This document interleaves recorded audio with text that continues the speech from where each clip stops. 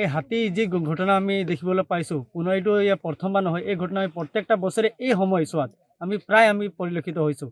আজি কিয় এইবোৰ ঘটনা হ'বলৈ পাইছে? অসম চৰকাৰে আজি ইয়াৰ ওপৰত কিয় ব্যৱস্থা গ্ৰহণ কৰিবলৈ সক্ষম হ'ব পৰা নাই? আজি মানুহ হওক আৰু হাতীৰ মাজত যি এটা সংঘাত হৈছে, এই সংঘাত সৃষ্টি হৈ আছে আৰু ইয়াৰ পাছত কিন্তু কোনো ধৰণৰ ব্যৱস্থা গ্ৰহণ কৰা আমি চৰকাৰক দেখিবলৈ পোৱা নাই। গতিকে আজি আমি স্থানীয় ৰাইজ হিচাপে হওক, টিঙেলিমাহ বাগিচা হৈ আমি অসম চৰকাৰক আৰু অসম চৰকাৰ মন্ত্ৰীক আমি হুংকাৰ জনাব বিচাৰোঁ, আহ্বান জনাব বিচাৰোঁ যে ইয়াৰ ওপৰত তেওঁলোকে এটা ব্যৱস্থা গ্ৰহণ কৰক আৰু এনেধৰণৰ ঘটনা যাতে ভৱিষ্যতে আৰু কোনোদিন হ'বলৈ নাপায়। কোনো ধৰণৰ এলেকাতে আজি টিঙেলিমাহ চাহ বাগিচাই হওক বা অন্য কোনো জেগাতে হওক এনেধৰণৰ ঘটনা পুনৰাই সংঘটিত হ'ব নোৱাৰে। আৰু যোনজন পৰিয়ালত এই ঘটনা সংঘটিত হৈছে তেওঁৰ পৰিয়ালৰ ওপৰতো কিন্তু বিহিত ব্যৱস্থা গ্ৰহণ কৰি তেওঁলোকক এটা ভৱিষ্যত নিধি প্ৰদান কৰিবলৈ কিন্তু আমি স্থানীয় ৰাইজক আহ্বান জনাইছোঁ। যিহেতু পৰিয়ালৰ যোনজন ব্যক্তি মৃত্যুমুখত পৰিছে সেইজন ব্যক্তিয়ে অকল তেওঁলোকৰ পৰিয়াল পোহপাল কৰা এজন একমাত্ৰ ব্যক্তি আছিল। এতিয়া তেওঁলোকক পোহপাল কৰা কোনো এজন ব্যক্তি পৰিয়ালখনত নাই, তেতিয়াহ'লে তেওঁৰ পৰিয়ালৰ ভৱিষ্যতলৈ কোনে চাব?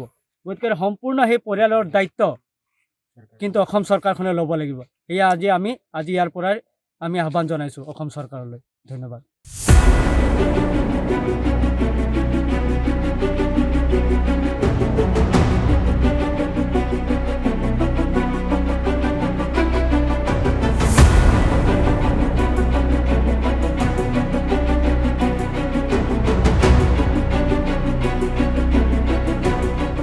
এই হাতী যি ঘটনা আমি দেখিবলৈ পাইছোঁ, কোনো এইটো প্ৰথমবাৰ নহয়। এই ঘটনা আমি প্ৰত্যেকটা বছৰে এই সময়ছোৱাত আমি পৰিলক্ষিত হৈছোঁ।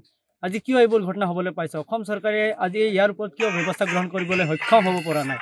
আজি মানুহ হওক আৰু হাতীৰ মাজত যি এটা সংঘাত হৈছে, এই সংঘাত সৃষ্টি হৈ আছে আৰু ইয়াৰ পাছত কিন্তু কোনো ধৰণৰ ব্যৱস্থা গ্ৰহণ কৰা আমি চৰকাৰক দেখিবলৈ পোৱা নাই।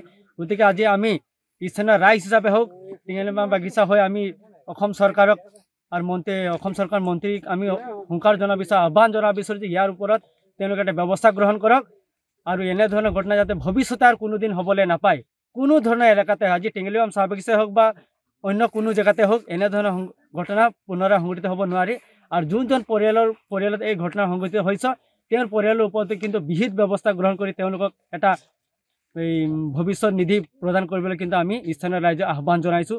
যিহেতু যোনজন ব্যক্তি মৃত্যুমুখত পৰিছে সেইজন ব্যক্তিয়ে অকল তেওঁলোকৰ পৰিয়াল পোহপাল কৰা এজন একমাত্ৰ ব্যক্তি আছিল। এতিয়া তেওঁলোকক পোহপাল কৰা কোনো এজন ব্যক্তি পৰিয়ালখনত নাই, তেতিয়াহ'লে তেওঁৰ পৰিয়ালৰ ভৱিষ্যতলৈ কোনে চাব? গতিকে সম্পূৰ্ণ সেই পৰিয়ালৰ দায়িত্ব কিন্তু অসম চৰকাৰখনে ল'ব লাগিব। সেয়া আজি ইয়াৰ পৰাই আমি আহ্বান জনাইছোঁ অসম চৰকাৰলৈ। যিকোনো খবৰৰ বাবে যোগাযোগ কৰক 7090173330 অথবা 7099017990 নম্বৰত।